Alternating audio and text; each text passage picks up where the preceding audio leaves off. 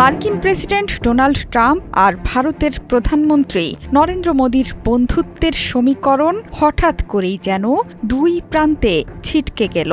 অথচ ২০২০ সালে ঐতিহাসিক এক বন্ধুত্বের বার্তা নিয়ে ভারত সফরে যান মার্কিন প্রেসিডেন্ট। তখন থেকেই একে অন্যকে বন্ধু বলেই ডাকতেন। তবে ২০২৫ সালে এসে দুই দেশের রাজনীতির সমীকরণ একেবারেই পাল্টে গেছে।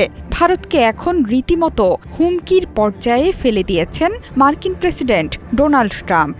বুধবার ভারত থেকে আমদানি করা পণ্যের ওপর ২৫% পাল্টা শুল্ক আরোপের ঘোষণা দেয় যুক্তরাষ্ট্র। ট্রুথ সোশ্যালে দেয়া বার্তায় মোদির ভারতকে একরকম তুলোধুনো করেন মার্কিন প্রেসিডেন্ট। ট্রুথ সোশ্যালে দেয়া বার্তায় ট্রাম্পের পাকিস্তান প্রীতির বিষয়টিও স্পষ্ট। শুল্ক আরোপ ট্রাম্পের পাকিস্তান প্রীতির প্রতিক্রিয়া দেখাতে শুরু করেছে ভারতও। এরই মধ্যে যুক্তরাষ্ট্র থেকে F-35 যুদ্ধবিমান কেনার ব্যাপারে অনাগ্রহ প্রকাশ করেছে নরেন্দ্র মোদি সরকার। সম্প্রতি মার্কিন কর্মকর্তার বরাত দিয়ে এই তথ্য জানিয়েছে আন্তর্জাতিক গণমাধ্যম। ভবিষ্যতেও ভারত যুক্তরাষ্ট্র থেকে প্রতিরক্ষা সরঞ্জাম কিনবে কিনা সেটি নিয়েও সংশয় প্রকাশ করেছেন ওই কর্মকর্তা। পাশাপাশি মার্কিন যুদ্ধবিমান না কিনে যুক্তরাষ্ট্রের সাথে যৌথভাবে সেটি ডিজাইন ও তৈরি করতে চেয়েছিল নয়াদিল্লি। তবে বর্তমান পরিস্থিতিতে দুই দেশের পক্ষেই সেটি আর সম্ভব নয়। হিন্দুস্তান টাইমস বলছে F-35 যুদ্ধবিমান যুক্তরাষ্ট্রের strike fighter squadron rough Raiders VF-125-এর অন্তর্গত। ৩১ জুলাই একটি বড় দুর্ঘটনার কবলে পড়ে ক্যালিফোর্নিয়ায়। যদিও কী কারণে সেটি বিধ্বস্ত হলো তা নিয়েও চলছে তদন্ত। ভারতের F-35 যুদ্ধবিমান না কেনার নেপথ্যে এই কারণও উপস্থাপন করছেন অনেকে।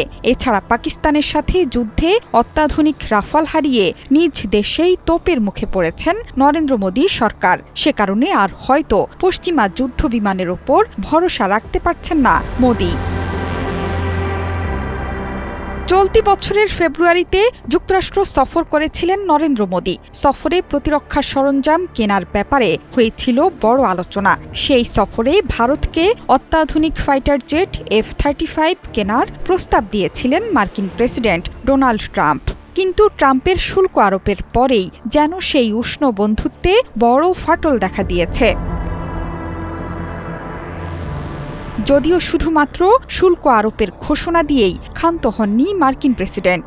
সামাজিক মাধ্যমে ভারতের উচ্চ শুল্ক হার নিয়ে কড়া নিন্দাও জানিয়েছেন। রাশিয়ার কাছ থেকে তেল ও সমরাস্ত্র কেনার কারণে ভারতকে খেসারত দিতে হবে বলেও হুঁশিয়ারি দেন মার্কিন প্রেসিডেন্ট। এ নিয়ে কূটনৈতিক টানাপোড়েনের পর জটিলতায় মোড় নেয় দুই দেশের সম্পর্ক।